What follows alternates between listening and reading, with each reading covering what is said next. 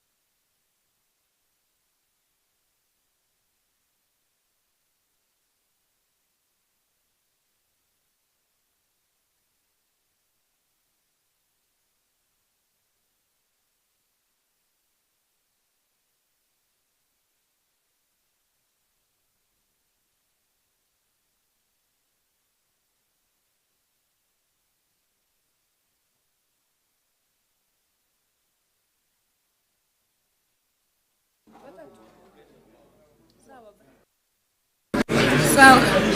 Nimeweka pikeki yangu. Ulirudisha huko. Ulirudisha hapa nikaingiza. Nani?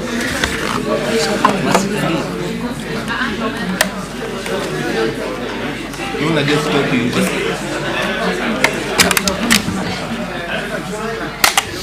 Ile kuna joto.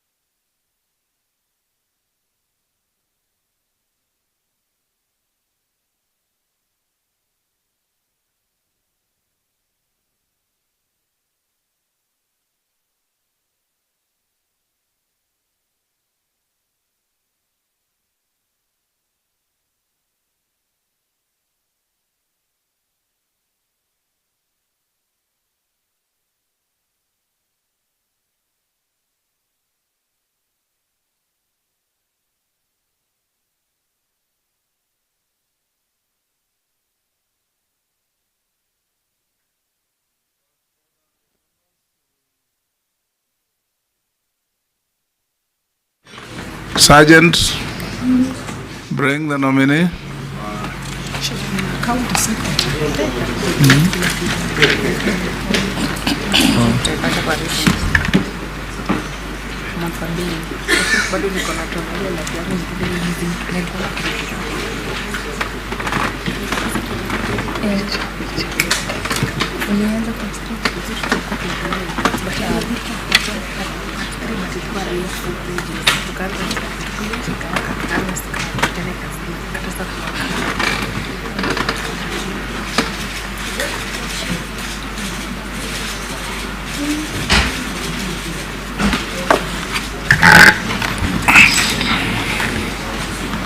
Good evening.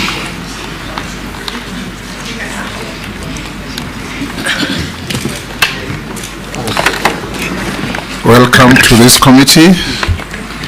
For the record, you are Miss Stella Soy Chepkoech Langat. Yes, Mr. Speaker, sir. Good. Welcome to this committee on appointments, charged with the responsibility of engaging persons nominated by His Excellency the President to hold public office, including cabinet secretaries, and we have a communication. You are nominated for cabinet secretary for gender, culture, arts and heritage, and if you find favor with this committee after engagement, then it will recommend your suitability, because our duty is to find whether you are suitable or unsuitable for the job for which you are nominated. The committee consists of members that you can see here, and before we engage, we'll ask you to take an oath. You are going to give your statement on oath, you may choose to take an oath on the Bible or the Holy Quran or the Holy Book of Hindus. Which one do you choose? The Bible. Bible. So be upstanding, take the Bible with your right hand and recite the oath before you. I, Stella. Can you move closer to the mic so that you can be heard on record?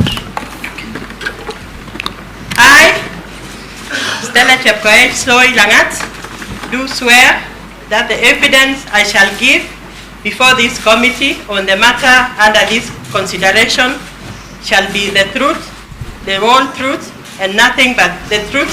So help me God. You may take your seat and sign to the oath.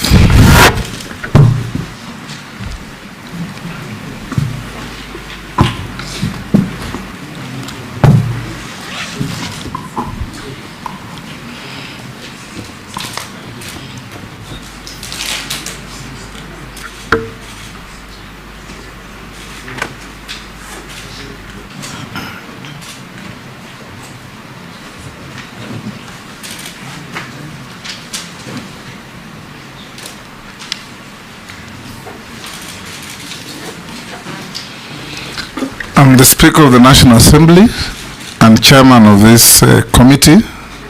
On my right is the Deputy Speaker, Honorable Gladys Boss. My left is Sarah Kyoko, our Deputy Clerk, and I'll invite members to introduce themselves for the record.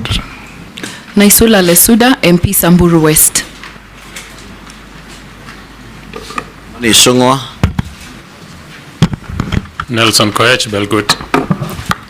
David Kosing, Pokot South. Emase, introduction. Emase Mary, Teso South. Abdul Rahim Daud, North Imenti Meru. George Gitonga Murugara, MP Tharaka. Owen Baya, MP Kilifi North. Robert Mbui, MP Kadhiani. Stephen Mule, MP Matungulu. Dido Raso, MP Saku. Abdi Shurie, Balambala. Mishimboko Likoni. Rehab Mokami, Nyeri County. Caleb Saboti.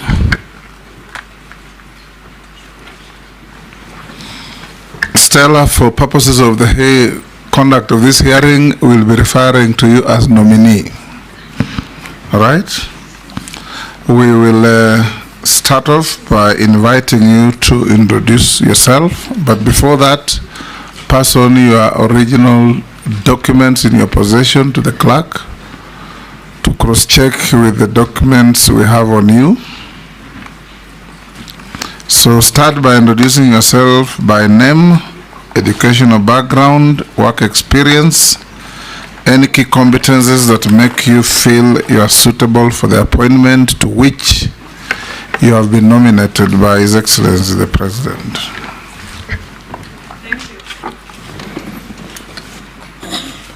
Thank you, Honorable Chairman, and honorable members of the vetting committee. Allow me to express my gratitude to His Excellency the President for nominating me to this position of the Cabinet Secretary, Gender, Arts, Culture, and Heritage. Indeed, Honorable Chair, this nomination... Refer to me as Chairman or Speaker. I'm not a chair. I am sorry, Honorable Speaker. Allow me to express my appreciation, Honorable Speaker, to His Excellency the President for this opportunity to serve as a Cabinet Secretary. And indeed, this nomination is a great honor to the women of Kericho and the women of Kenya.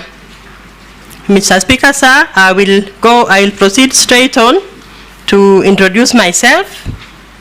My name is Stella Chepkoech Soilangat.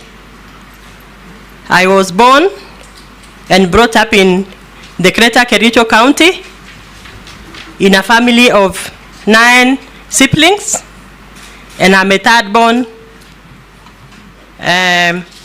in the family. I went to school in Meswanda Primary School. I went to secondary school at the Tengecha High School for my O levels. I went to Kipsigis Girls for my A levels, the last group of A levels, and I proceeded to the Nairobi University, where I did... The University of Nairobi. University of Nairobi, yes. The Not, university chair. Yes. Chairman. I am a holder of a master's degree in public administration, and I've attended several other capacity building trainings from the Kenya School of Government and other institutions. Honorable Chair, Honorable Chairman. Very easy. You can call me chairman or speaker. Speaker. Yes. Speaker is Isha, Chairman. Go ahead. Yes. Go on. I have also had various capacity building trainings in areas of mediation, in areas of conflict management, in areas of peace building, and I've served in the public service for a period of 29 years, serving in the central government in various ministries, starting from the State Department of Public Service. I've served in the Labor Department, and Honorable Chair, I was privileged to be part of the team that was setting up the State Department of Gender when it was being in the process of transition. That was in the 2004 at the Department of Social Services, Sports and Culture. Honorable Chair, Honorable Speaker, I hope I will not be penalized for calling you the wrong name. Mr. Speaker. Yes, no, go on. Let me stick to the Honorable Mr. Speaker, sir. Go on. Nobody will penalize you. Go on. Thank you very much. I'll try and much as possible not to repeat it again.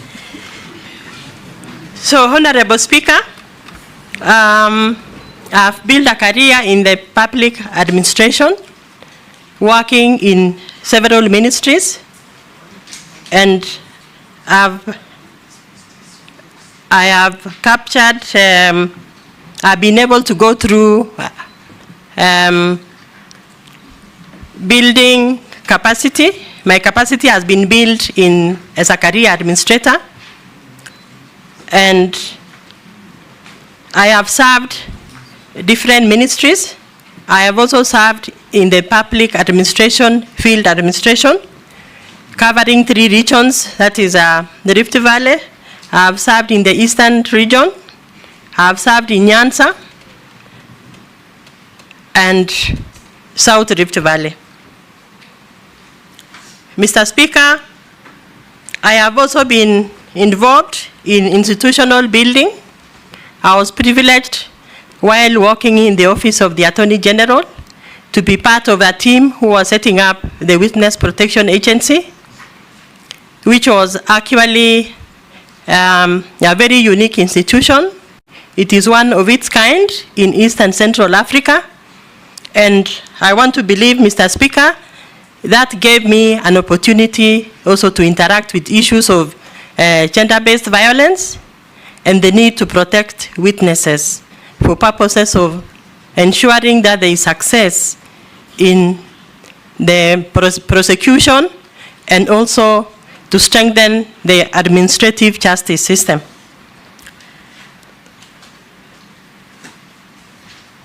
Mr. Speaker, sir, in my journey of duty, I've been part of the team who was setting up the county governments.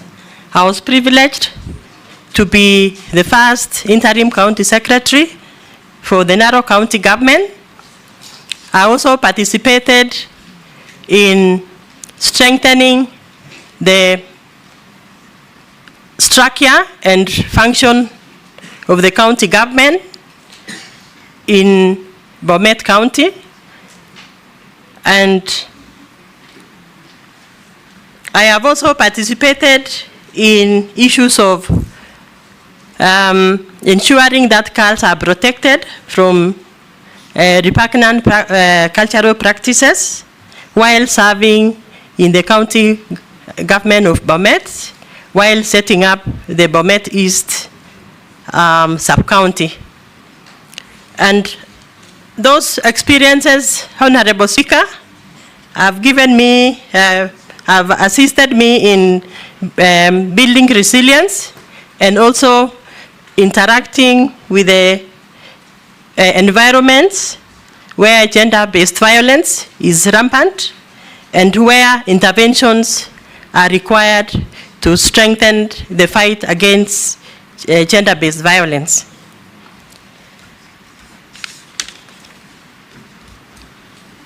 Mr. Speaker, sir, I think my experience in field administration has assisted me in terms of building resilience, building courage, and also building hard work and sacrifice, which are actually the pertinent ingredients for leadership in this particular field that I am nominated to serve. Thank you, Honorable Speaker. Excellent. Nominee, now we'll invite members to ask you some questions, starting with the Deputy Speaker. Okay. Ms. Langat, I would like to ask you just one question, which has been something that has been a subject of debate among the women of Kenya, and this is on the implementation of the two-thirds gender principle, which has been very elusive, despite several attempts to pass the law in the country, in the parliament has not succeeded. And I know that your predecessor also had it on her desk. How do you think you will approach the ongoing challenges in implementing the two-thirds gender principle to make it a reality for the women of Kenya? Thank you. Thank you, Mr. Speaker, sir, and honorable member. The issue, the items on two-third gender rule are actually envisaged by our Constitution under Article 27, where the Constitution considered that for successful mainstreaming of gender in leadership, in electoral positions and appointee positions, there is need for the government to come up with legislation to facilitate and to operationalize what is provided under the Constitution. Mr. Speaker, sir, the particular item that we are discussing on the two-third gender rule is a big challenge, and the State Department, in which I have nominated, have come up with initiatives. And as we are sitting in this room, Mr. Speaker, sir, I am aware that there are initiatives under the Gender Inequality Commissions and proposals to initiate issues on amendment of the Constitution to address the caps which have not been addressed under the legislation. Mr. Speaker, sir, I am aware also that the issues of two-third gender rule is a big challenge, especially in leadership under the National Assembly and appointee positions, because we are lacking the legislative platform where operationalizing the two-third gender rule is supposed to be guided through. Under the county government, we are advantaged because of the provision of the County Government Act, which gives very, very strict guidelines on how to mainstream issues of two-third gender rule under the county government.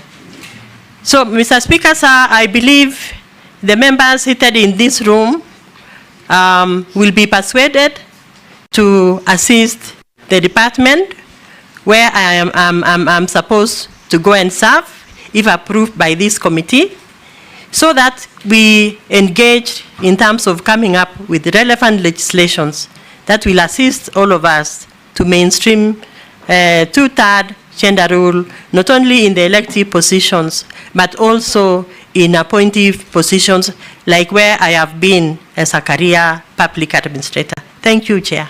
Just something, Honorable Chair, I was hoping that you would tell me something more radical, like that you'll advise the President to dissolve Parliament, since there is already a live advisory opinion from Justice Maraga, the former Chief Justice, on the President's desk for failure to do this. So maybe you need to crack the whip. Thank you. Can I add something, Chair? Are you sure you want to dissolve the people vetting you? Sorry, Mr. Speaker, sir. That's a joke. You don't have to respond to it. I just want to mention something, Mr. Speaker, sir, if you will allow me. What the Honorable Member has mentioned about the dissolving the Assembly, Mr. Speaker, sir, there is already existing goodwill from the top leadership in the executive. And this is actually demonstrated by the number of women who have been nominated to participate in this current cabinet. So I think the goodwill is there. What we just need is to go deeper and engage with the honorable members in the National Assembly to give the President support in actualizing the two-third gender rule. Thank you, Mr. Speaker. Majority Leader, you'll pass. Coach. Mine is on FGM and early marriage, Madam Nominee. And given the persistent nature of social cultural norms that perpetuate harmful practices, such as FGM, forced marriage, and child marriage, what specific strategies and policies do you propose to challenge and dismantle these discriminatory practices? Additionally, how do you plan to engage with community leaders and stakeholders to foster cultural change, ensure protection and empowerment of women and girls, and support them in overcoming barriers to economic participation? Thank you, Honorable Speaker. I want to thank the member for asking that very pertinent question. The issue of FGM and early marriages, in my experience and interaction in field administration, Honorable Chair, these are issues which are emanating from the levels of poverty in our communities. Most of the communities that I've interacted with, Honorable Chair, FGM, yeah. Mr. Speaker, sir. Most of the communities where FGM and early marriages are rampant are communities where the poverty index is very high, and girls are actually considered as an investment. So, Honorable Speaker, to address the issue of FGM and early marriages, we need to address poverty in our communities by empowering men and women, and more especially the men, because for a successful girl to progress and grow to be a person to be dependent on by a society, it takes a man. I'm a daughter, Mr. Speaker, of a mechanic, and I can assure you, Mr. Speaker, without the support of a father, a male figure in a family, women cannot do much in terms of empowerment and protection of girls. The second thing, Honorable Speaker, is addressing the issue of facilitating the girls to ensure that there is access to education by ensuring that each community have a school which the girls can be able to access, and also supporting the girls by giving them the required items like sanitary towels, so that they are able to transit from puberty to higher levels in education. Honorable Speaker, also we need to strengthen the women who are actually, they are the women who are actually earning a living from being the perpetuators of FGM, by giving them alternative means of income through economic empowerment. And one area where we can help these women is to allow them and to access funds through the normal arrangements that we have right now under the Kenya Kwanza administration. We have Hustler Fund. We also have women women enterprise fund.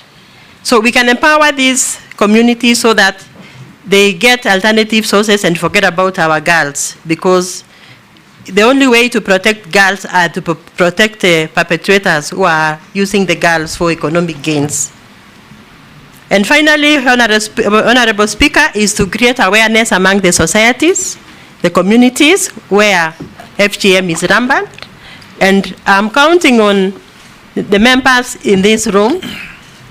As I listen to the introductions, I could assign every community where girls are experiencing the FGM, so that we have concerted efforts and help these girls together through the bursaries that the members sitting in this room are administering, so that we bring down the rates of early marriages and FGM in our country. Thank you, Honorable Speaker. Thank you, Nominee. We'll take... Honorable Speaker, yes, I have a follow-up question regarding the two-third gender rule. And I want to ask the nominee, are you aware there was a report in the Parliament and the multi-sectoral working groups on two-third gender rule, and the report is already in the Parliament? Are you aware about that? Because I didn't hear you mentioning that. Thank you, Honorable Speaker. I am aware of the task force that was working on, I believe the Honorable Chair is talking about the NATCO report. Is that the one, Honorable Chair? Maybe that, if that is the one, I'm aware. And I thought it was an item which was still under discussion. And maybe the leader of business in the National Assembly will be able to share the same. And I believe now it is still an item still under consideration. And since the honorable member who has mentioned it is part of a team in the National Assembly, I would also persuade her and other women, other honorable women leaders in this house to also support the same, because I believe if we succeed in that proposal, it might be a game changer for the life of the girl and women in this country. Thank you, Honorable Chair. Passing, you'll pass. Kikaria. Just for introduction, my name is Kikaria. Pass. Thank you. Yeah, Chairman. Yes, Naisula. Thank you. To the nominee, I have a very simple question. Gender is mostly misconstrued to be about women and girls, while I also think it is about boys and men. And we're seeing a lot of challenges which especially our young men and boys are going through. I want to know, if approved by this committee and the National Assembly, what measures will you put in place to ensure that our boys and young men are also taken care of? And finally, your views on femicide and rape, which has become rampant. Thank you, Honorable Speaker. I want to appreciate the Honorable Member who has just asked the question. Those are actually very pertinent issues in our society now. The issue of the boy child and the men is actually one of the emerging gender issues in our communities. As we sit together in this room this afternoon, everybody is aware, every member seated here could be knowing of a case of a boy, either in your neighborhood, either a friend, a child of a friend, or a child of a sister who has gotten involved in issues of drug and substance abuse, cases of mental health, cases of broken marriage relationships. And when you look deep into the issues, Honorable Chair, the issue of the poor child is actually in a crisis situation. Honorable Chair, Honorable Speaker, if you go down the streets in this town, in this city, the number of boys who form part of the street families, you realize that the number of boys in the street family is actually on the increase. When you go to the mental health centers, you find the number of boys also is very high. Cases of femicide that we all witnessed in the recent past, it is our boys who are involved. So I think, Honorable Speaker, as a government, we need to come up with deliberate efforts targeting the boy child, starting from issues of drug and substance abuse, by starting to take most of them which are affected to rehab centers, and move a step higher to give them a reorientation and even train them in areas of their interest.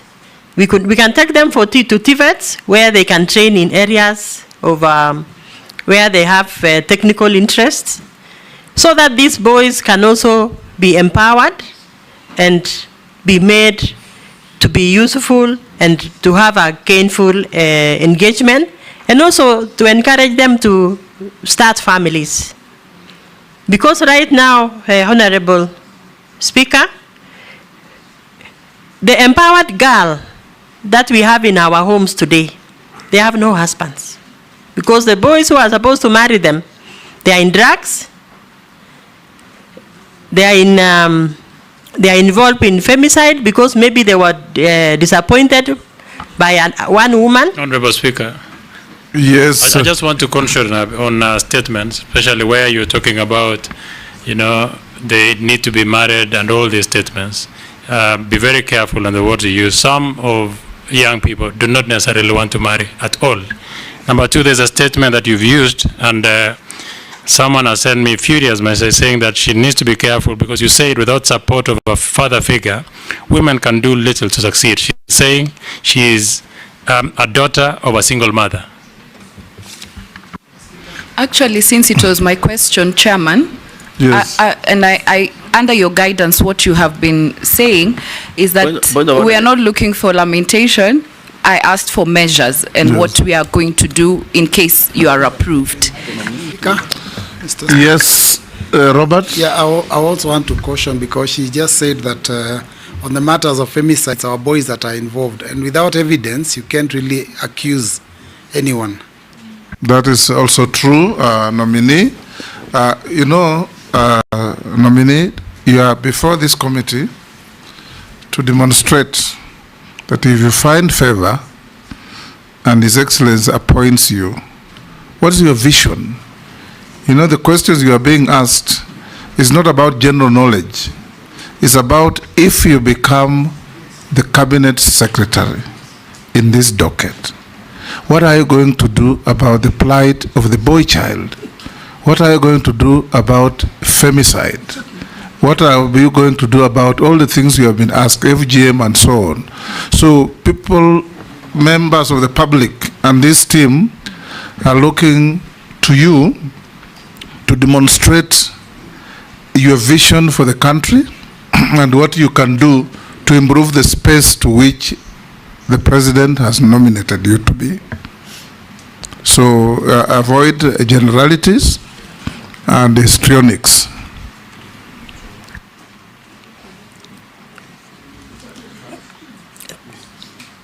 Thank you, Honorable Speaker, and sorry for the deviation. I want to just add something, Honorable Speaker, that most of the areas that honorable members are asked, they are areas also of research, which I might not have information, I might not have the data, but I could be having general knowledge. And since, Honorable Chair, I'm not an expert, I withdraw my sentiments, and I beg the honorable members to give me an opportunity to continue with the presentation. We'll go to Owen. Just a quick one, Honorable, so I can also give guidance. I think, we would like to see what are the policies, what are the policy gap in the gender sector? What are the legislative gaps in the gender sector? And the other areas that you've been nominated to, you're not just in gender, you're also in culture and something else. Culture, arts, and heritage. Yes. The heritage part is quite important for this nation, but I haven't heard you actually say anything about heritage and what are the issues that we need. Probably I need to ask you, what are the issues in heritage? How are we going? Ruins has been given a title now as one of the UNESCO World Heritage Sites. How is that important to this country? And there are many areas where we have these UNESCO heritage sites, but the people there are very poor. They have not had any impact on this world classification in terms of heritage. What is it that you need to do in culture? You know, in terms of performance arts, in terms of young people, content creation, and all that. If you give us that, we'll be able to see, yeah, you really can help this country in the cabinet. I don't have a question. Thank you. Good. George, no? Mary, you'll pass? I pass. You'll pass. Robert? Yeah, thank you, Speaker. As a nation, we have toyed with the idea of a national dress for a very, very long time. But we are still stuck in formal wear that is foreign, even during our national events or social engagements. In fact, you can see that when we are doing all this work, we've all been in suits and ties. And even our parliament, we have to be in suits and ties. What do you have to say about that on issues of dress, the Kenyan dress?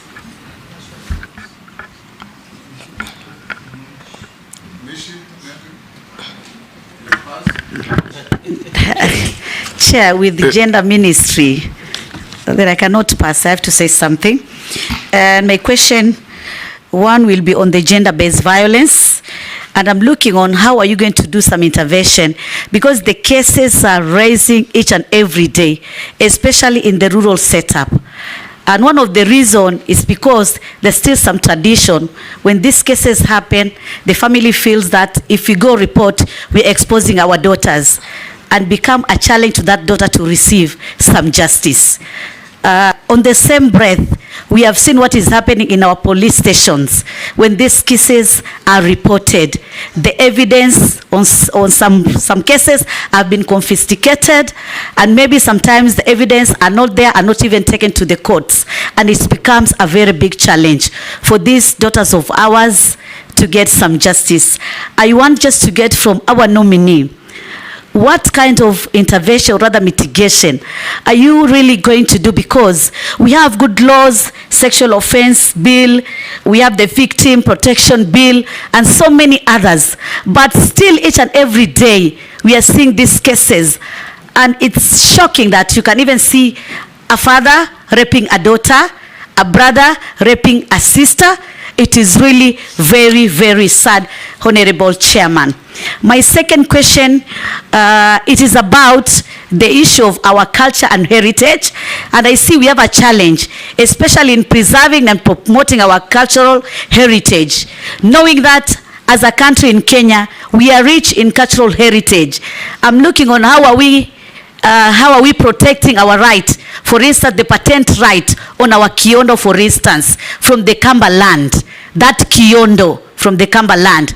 That ushanga from the Ma community. And those regalia from the Pokot and the Turkana. These are all culture. This country is high time that we need to know how are we showcasing our culture.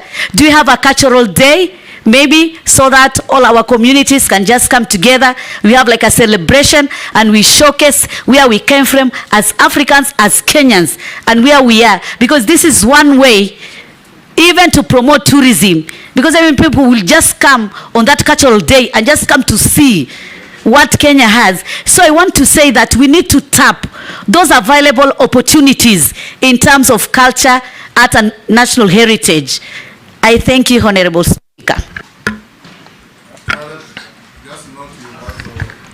Yeah, I had not prepared to ask, but Speaker, no, just a moment. I wish you listen to me, Speaker. I said I not have a question, but I just had an opportunity to peruse a CV, and I noticed something very unprecedented with the civil, the officer in public office. The nominee, you've not gotten... On which page? From page 13, basically on her experience and the position she has held, all the way to 21, actually all the way to 23. Not arranged in chronological manner, but from 23, she has served in so many positions across so many ministries, county governments, parastatals. There is no any promotion in one single ministry. So it begs the question, why are you not promoted from where you are? You are always going to another organization, another office, another either county government. Sometimes you are exchanging. Yeah, so I just wanted to know why. No, I think you're reading it wrong. Yes, because if you look at it from page 20, if you start with page 23, which is the farther as far back, she was a personnel officer. Then she rose to a district officer 3. Then she rose to assistant secretary. Then she rose to assistant secretary again in the finance division. Yes. And then I think Caleb never worked in the public service, so he doesn't understand it. No. I think you didn't get my question. At least if you work in the Ministry of Interior, for example, you will rise up. If it's Division 1, you go to Division 2. My question is that all these organizations, there is no any single workplace you've risen up. You're always going to the next. If assistant secretary 1, and then at the Ministry of Defense, she was a senior assistant secretary and personal assistant to the permanent secretary. That's a rise. You could and under secretary is a rise. No, I think you're being disparaging of women. Then let the nominee respond. It's just a simple question. Chairman, point of order. Chairman, just to add on what Caleb has just said, I've also observed that she has been working on a very short period of time. Short period. If you just look, maybe we need to understand why, for instance, Minister of Labor, 2005 to June 2008. And there's one which was very short. Be fair to the nominee in public service order. Yeah, we just need to understand maybe that trend. We just need to understand. In public service, Honorable Mishi, we need to understand. I'm not defending the nominee, she will answer. But in public service, no servant chooses where to work. You can be rotated around anywhere. I was a magistrate for only 8 months. And I worked in 5 stations. I don't know what you would say about that.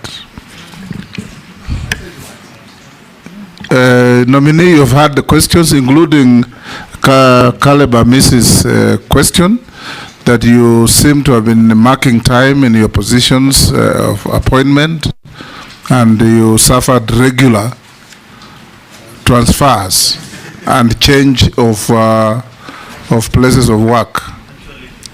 Thank you. Thank you, Chair. Yes. Thank you, Chair. Thank you, Honorable Speaker.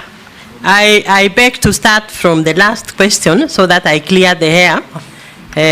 Honorable Speaker, maybe also to shed some light on the operation of a public service where I've served for 29 years, Honorable Speaker.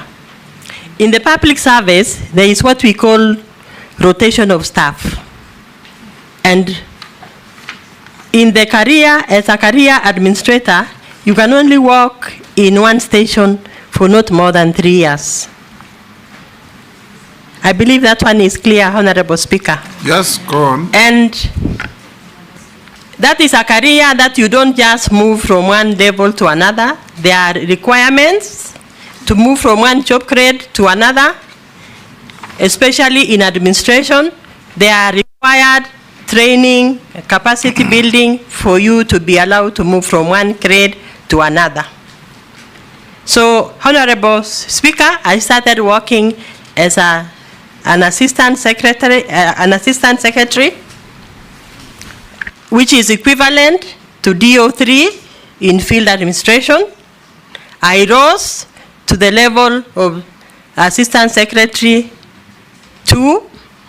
I moved again to 1. I moved again to senior assistant secretary. I moved again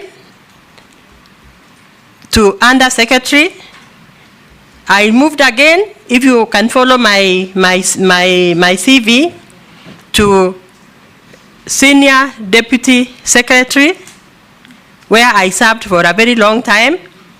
And the equivalent position in the field is Deputy County Commissioner 2. So, which in the old system would be a DC? DC, which is senior DC. So, Honorable Speaker, the working of a public service is complex, and I appreciate the questions from the members. And like in the first phase that you can see in my CV, I've worked in 3 different state departments. Move to another question. Yes. So I believe I've addressed the question by Owen, then the question by Mishi,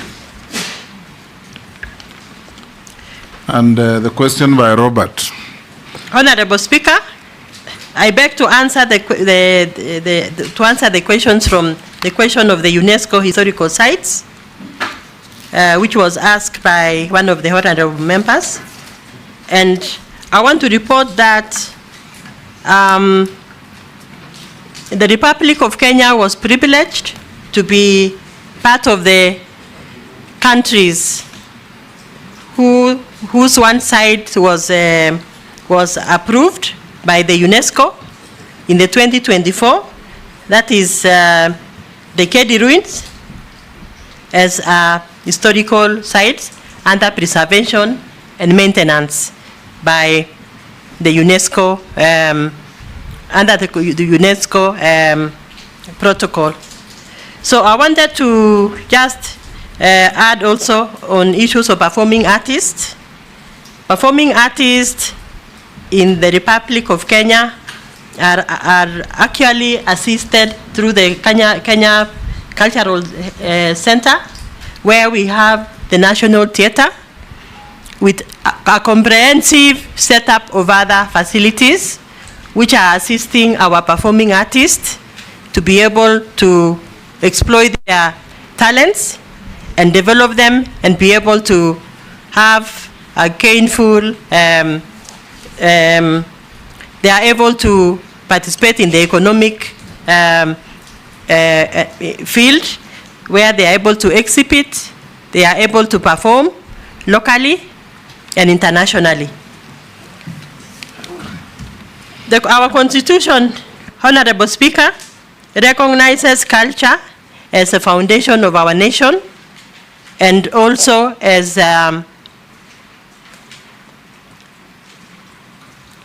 area where it needs to be preserved and promoted by the nation.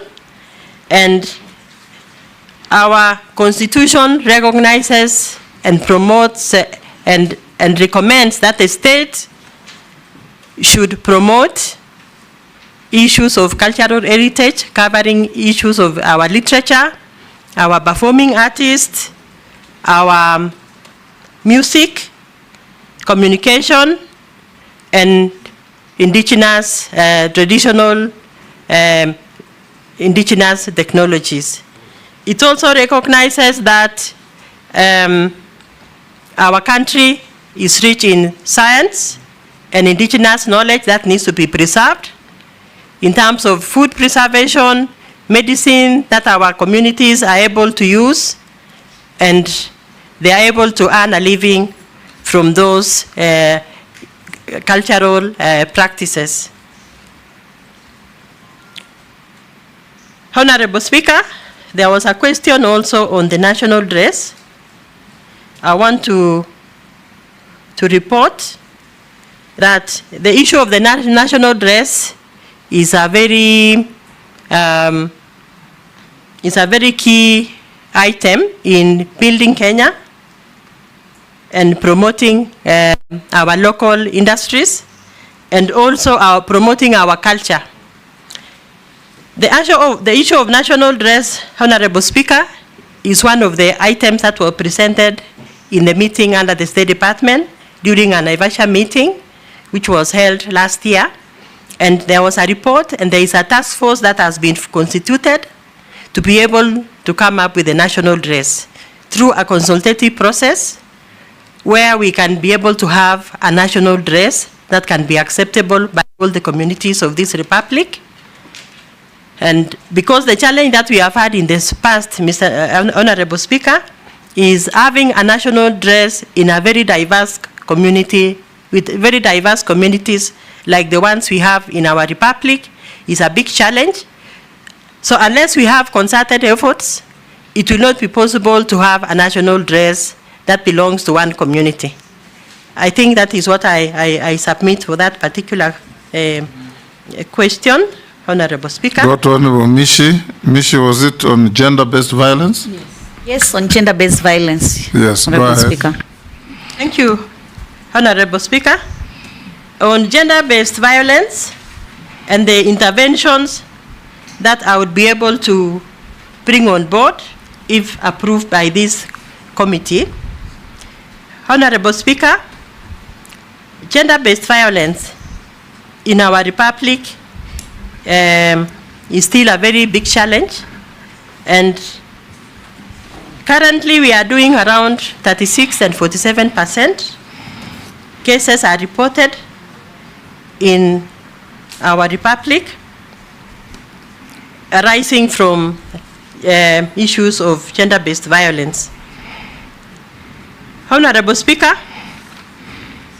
to be able to stabilize and create an environment, an equitable environment free from discrimination and violence, it is our priority, Honorable Speaker, to empower the communities by creating awareness in our villages to all men and women through our village elders, through the Council of Elders, by shaping the perceptions. Because most of the areas that we are having issues of gender-based violence are areas where we have issues like female genital mutilation, early marriages, dropouts of school. Chair, maybe on a point of order, maybe the nominee did not really get what the Mishi was asking. There are so many cases even of femicide. You must have seen the case in Kware here in Embakasi, where the target were basically young women and largely younger women. You've seen the one in Ruiru, you saw the one in Roysambu, the cases in around the Airbnb space where young girls are being enticed to come into apartments and they end up getting hurt, some getting killed. Would want to hear what are your thoughts on what, as a minister in charge of gender and also culture, what you would do to inculcate values in our young children and our young girls and young women on how they need to carry themselves in society. How do you avoid such things?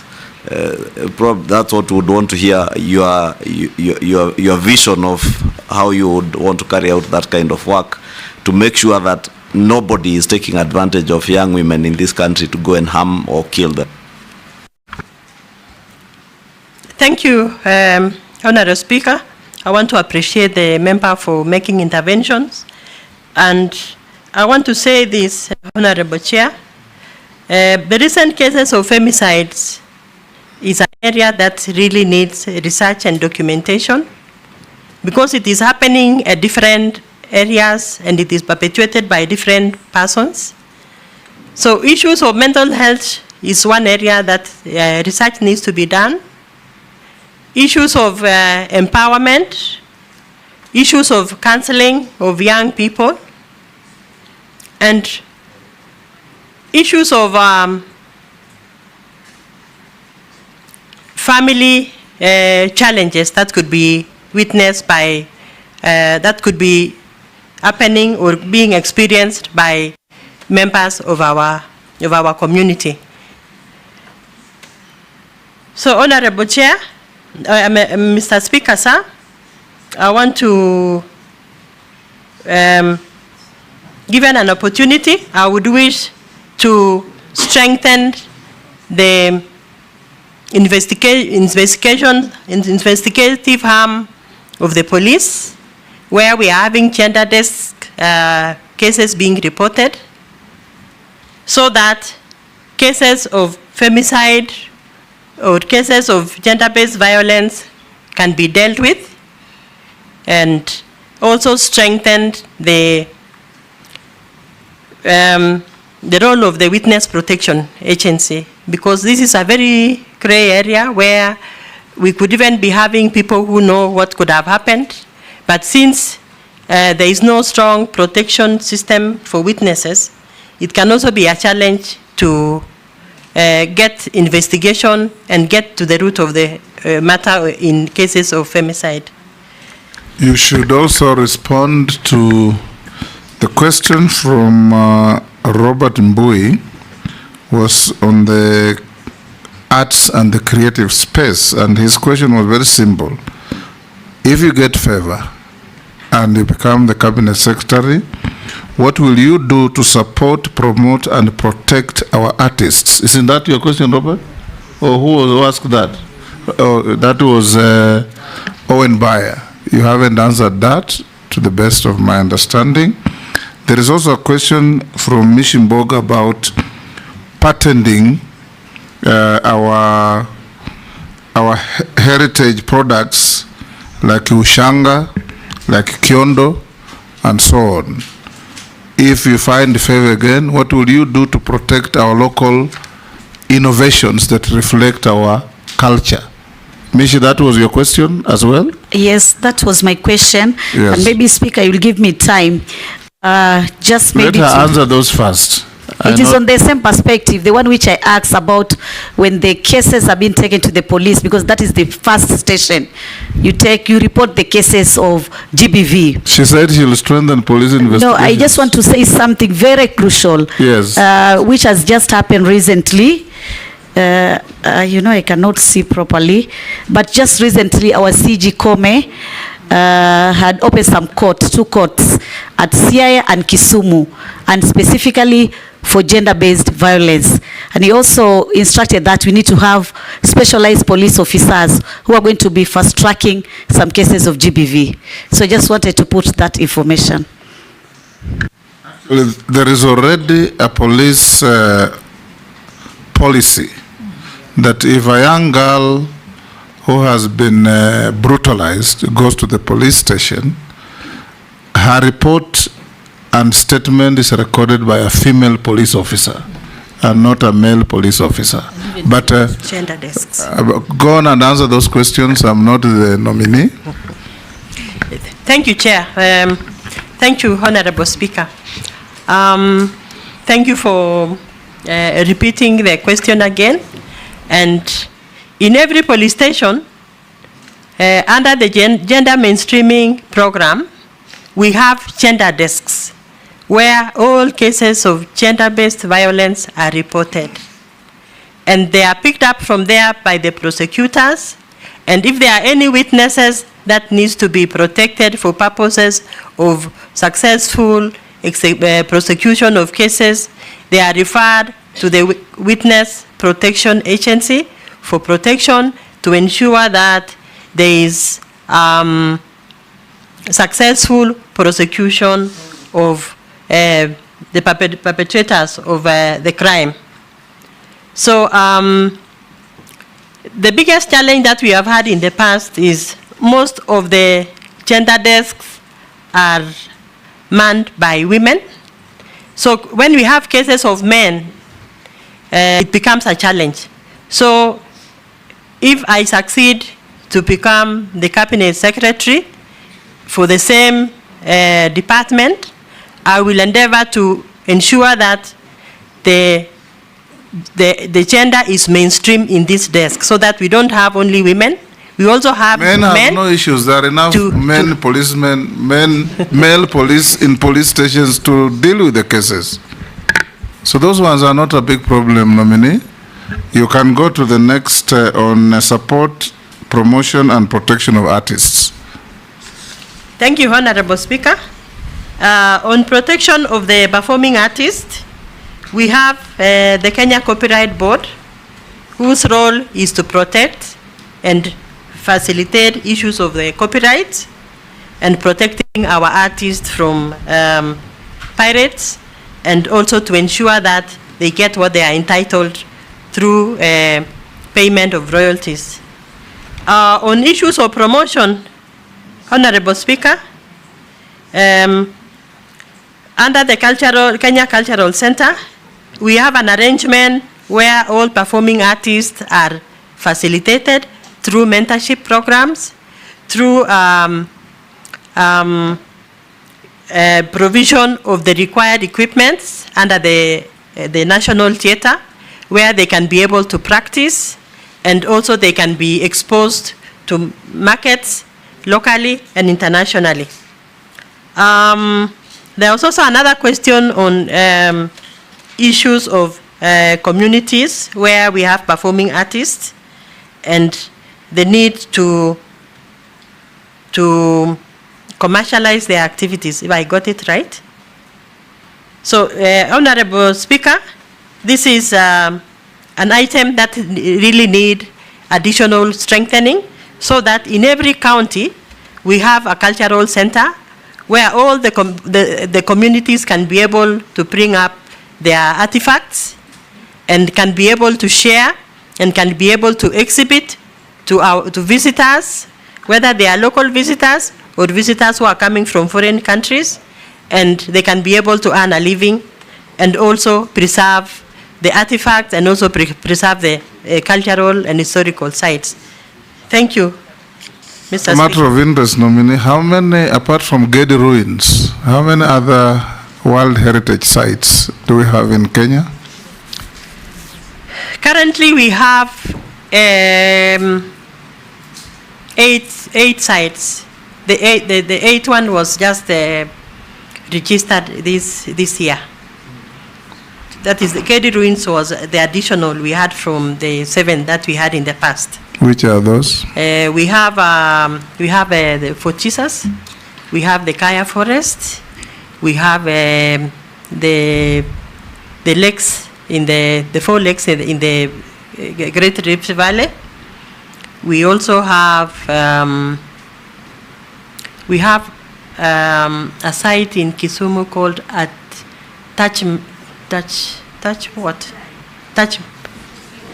Ohinga. Touch Ohinga site. Thank you. Members? Russell? Thank you very much, Honorable Speaker. I'll just ask one quick question. Madam Soy, my question is on museums. You know, museums is about our history, our culture, our heritage. But over the years, there have been very little investment or movement towards preserving the museums. If you are favored with this appointment, what are you going to do about the museums? Thank you, Honorable Speaker.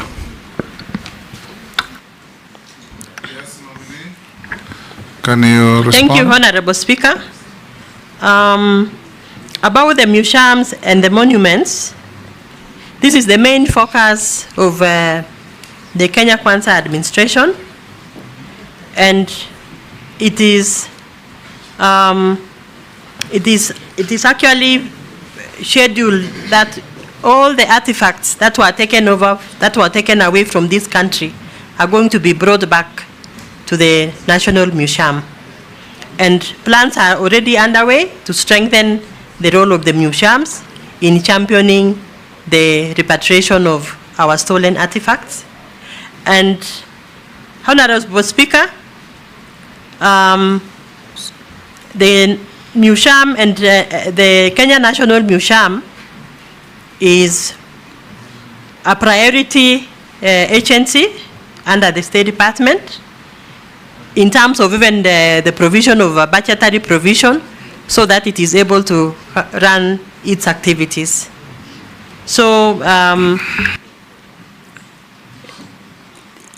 it is in the interest of the nation that the Kenya Museum has been reformed so that we continue attracting tourists who are visiting the country to be able to enjoy the preserved national heritage and artifacts that we have in our National Museum, including the documentation of our history as a country. Thank you, Chair. Yes, Owen? Quick one. Sorry, I know I'm taking away time, but I want to say this if you allow me. If you go to Vatican today, there are hordes of people. You don't even find space. They just come to see 1 or 2 artifacts, you know. You go to a lot of these countries out there, it is what drives tourism, you know. But in this country, the National Museum here, I don't know whether you've checked the numbers. The cradle of mankind is here in Kenya. The Gede ruins is actually abandoned. It's almost dead, you know, though it has gotten UNESCO. Lamu is rich in heritage. It's actually it's a UNESCO thing. The Kaya forests, they're almost becoming extinct. We would like to hear your vision, apart from just telling us what they are. What is your vision in tying tourism, numbers, revenue generation, and museums in this country should not continue to get money from exchequer. They should generate resources. But they are not doing that. The Jumba ruins in Mtwapa is one of those big things that people used to come to. But now all the land is gone. It is grabbed. It's only the skeleton that is remaining there. Old Town in Mombasa would be the place. Fort Jesus would be the place that would drive the tourism in Mombasa. And the revenues that would be coming in would be big. But we haven't, Vasco da Gama and Malindi, we haven't had your vision. We would like to hear, what is your vision to drive the national heritage, the culture, in bringing in income, because that's what Kenya Kwanza is about, generating income through the heritage that we have. We haven't seen that. Ms. Soy, kindly let us know what you think. Thank you. Thank you, Chair. Honorable Speaker, I want to thank the member for really bringing out what needs to be done in the Department of Culture and National Heritage. Honorable Speaker, Vatican has been mentioned, and issues of perception and marketing is a very big issue in our country in terms of selling our country. Branding the country is a very big issue, and I would want to say, Honorable Speaker, I think we need to do more. I want to share this very exciting news that this country has received an opportunity, an international opportunity for our president to profile the country in terms of our culture and our national heritage in a national annual event in Germany. And this is an opportunity to brand ourselves. This is an opportunity to sell our country, to expose what we have in terms of our rich heritage, our food, our language, and our artifacts, and everything that relates to our culture. Honorable Chair, I believe this will be a launching pad for this administration so that we can have a replica of the same with other countries, so that we can market our country and market our people and the rich heritage that we have as a country. So, Honorable Speaker, I just want to mention something also about the communities. Before we go outside to market ourselves, we also need to sensitize our communities so that every community can have a cultural center. They can bring their artifacts and all issues related to their heritage, the rich language, and also can be documented, so that in the future when our parents and our great-grandparents are not there to explain the rich heritage and the culture that we had, it can be accessed in a digital platform. Honorable Speaker, when you visit other countries, you find areas of cultural sites are being developed in a way that the sites are preserved and we reduce unregulated visits, so that the environment where our sites are can be preserved for future, and also so that we can continuously commercialize our heritage for ourselves and for posterity, Honorable Speaker. Thank you, Nominee. I think, members, I want to bring this to an end. I'll just ask you one last question on behalf of this committee. If you find favor, and I already asked you this,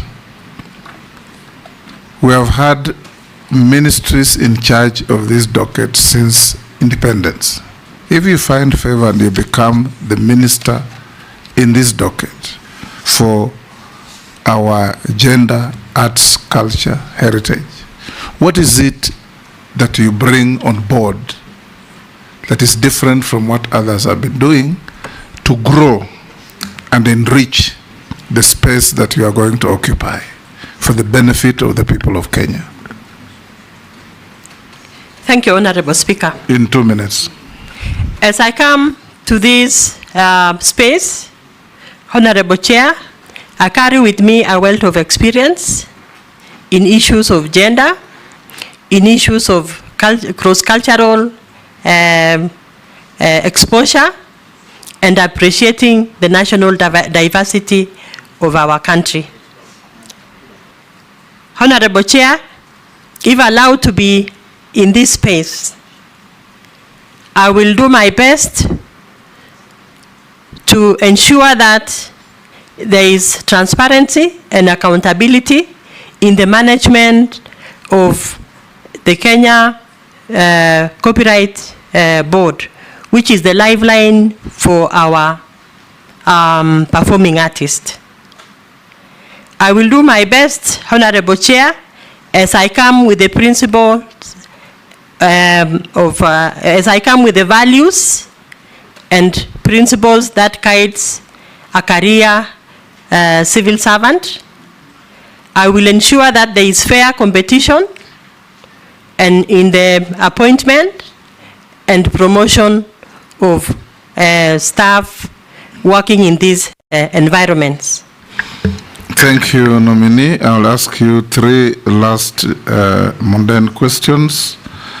Have you ever been adversely mentioned in any integrity-related report or investigations? No, Honorable Speaker. Do you hold any leadership position in any political party? No, Honorable Speaker. What is your net worth? Thank you, Honorable Speaker.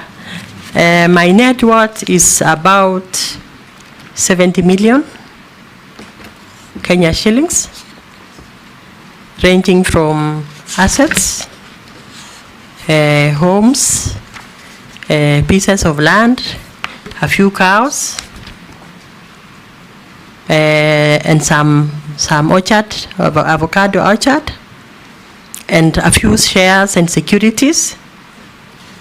Thank you, Honorable Chair. Thank you. Lastly, on page 3 of your documents, you say you went to the Nairobi University. I want to remind you that I'm an alumni of the University of Nairobi, and I hope that's where you went. Thank you, Honorable Chair. I actually went to the University of Nairobi.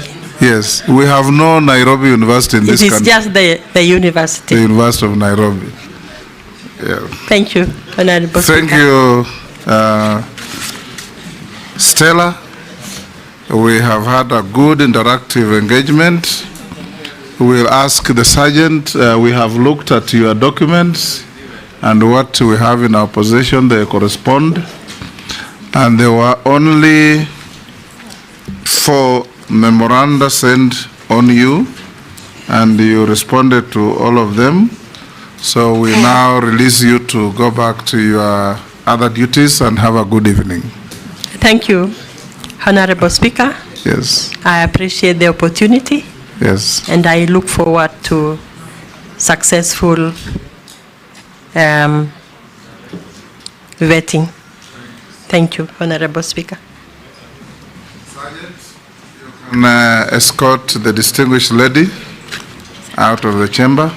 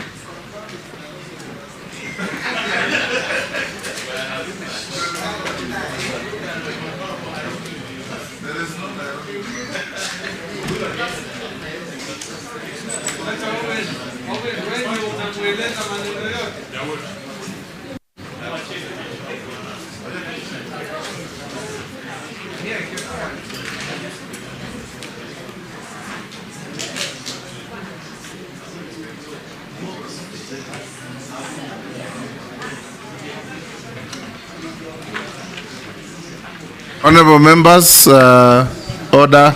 Shuria, take your seat. Owen, take your seat. My temporary whip, take your seat.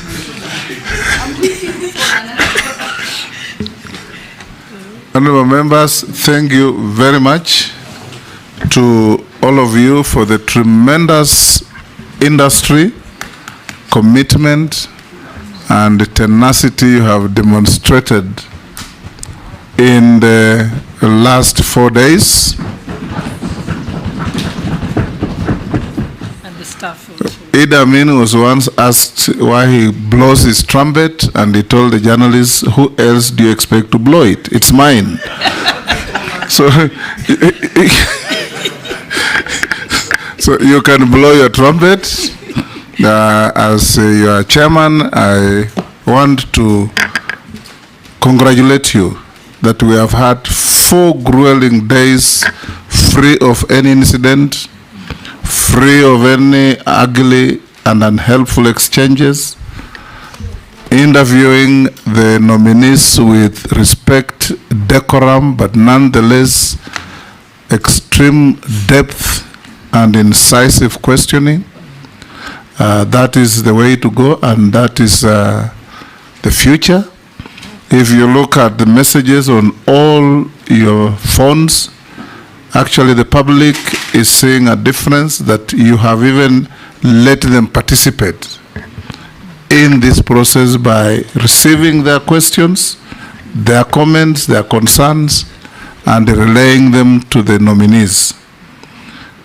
We will now adjourn the sitting, and the members, minus the media, you will be expected here tomorrow at 2:30 to have a closed door meeting in furtherance of the same process. I'll advise the clerk also to tomorrow limit the number of staff you'll bring here, so that you bring those who are absolutely necessary for tomorrow's proceedings. Thank you and have a good night. Sorry.